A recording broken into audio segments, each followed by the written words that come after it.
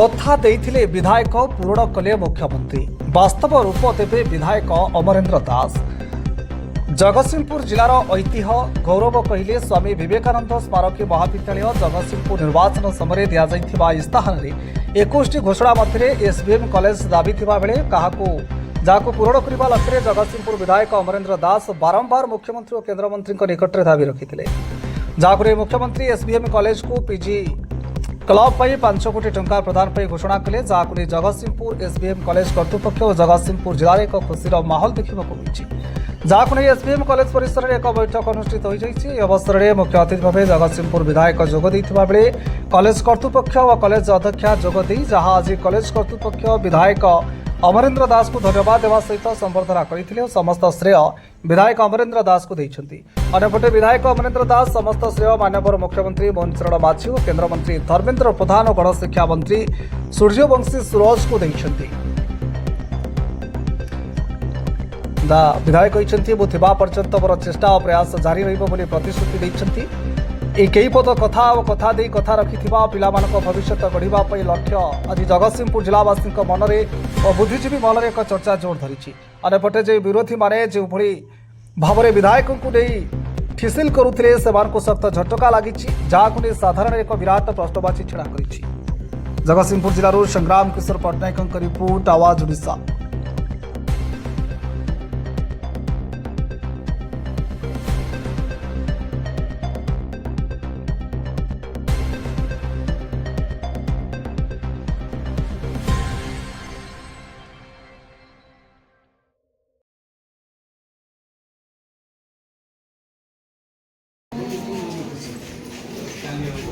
स्वामी विवेकानंद महाविद्यालय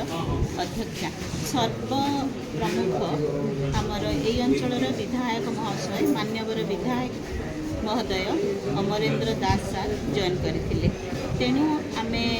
तांको प्रति निश्चित रूपे कृतज्ञता ज्ञापन करुचु सी बहुमूल्य समय दे एठारे आसी उपस्थित रही पिला मानकु सी जेहेतु यही कॉलेज रो आलुमिनी तेणु से कॉलेज पिला मानकु जो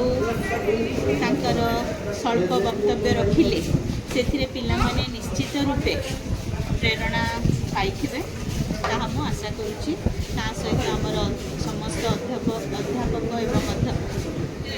अध्यापक एवं अध्यापिका जो परिप्रेक्षी भाषण परिप्रेक्षी पिला मानकु जहाँ जहाँ प्रेरणा युक्त कथा कहिले ताहा निश्चित रूपे तांको जीवन के से माने ताको पूरण करेंगे एवं आग को बढ़े सक्षम रूपे भल अनुभव करुचु मो सहित मोर कॉलेज समस्त अध्यापक माने एवं समस्त कर्मचारी वृंद निश्चित रूपे खुशी अच्छा जहाँकि आम कॉलेज उन्नति रे सहायक होब एवं गोटे पीजी ब्लॉक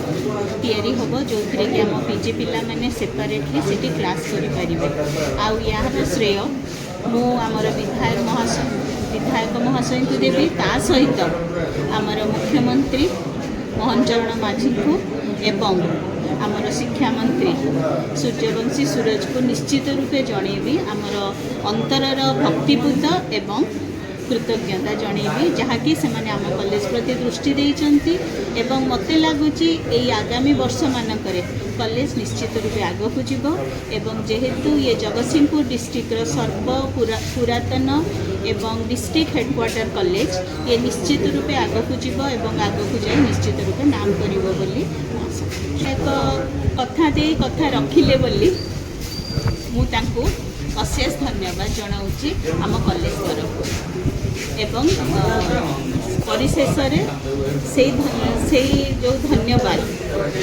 विधायकों थ्रू रे माध्यम से निश्चित रूपे मुख्यमंत्री को एवं शिक्षा मंत्री को पर्यंत भी आम बढ़ई नौ सफलता संपूर्ण आसी नहीं कॉलेज बहुत अभाव असुविधा अच्छी आमर पीजी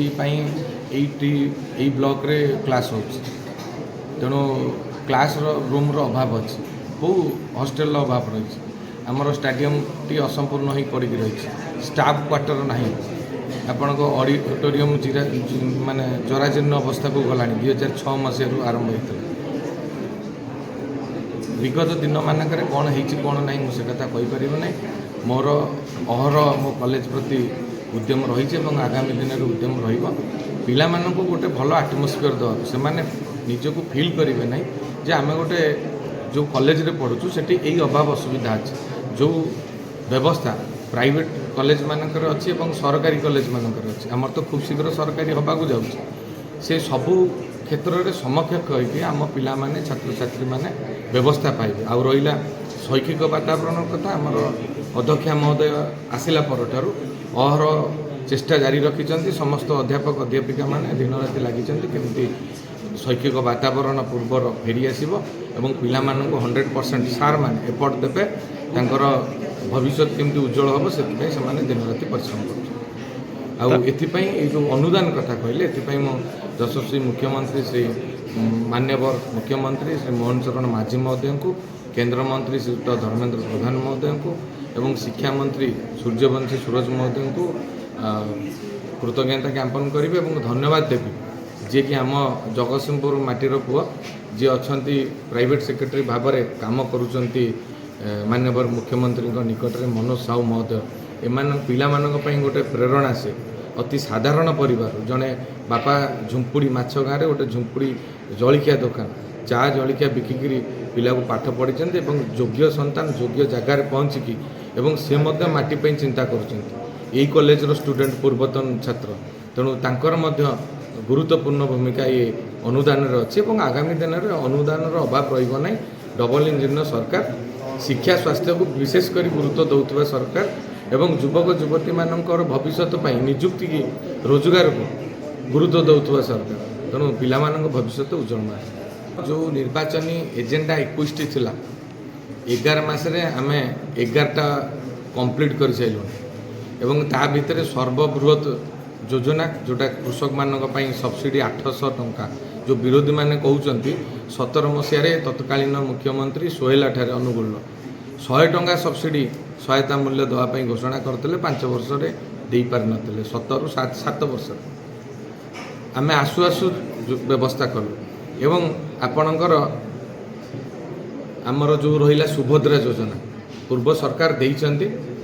बिना सुधरे देइचंती रिटर्न करिया पड़ता आम सरकार सीधा सड़क 50,000 टका महिला मानक दौरान एवं पिला मानक इटी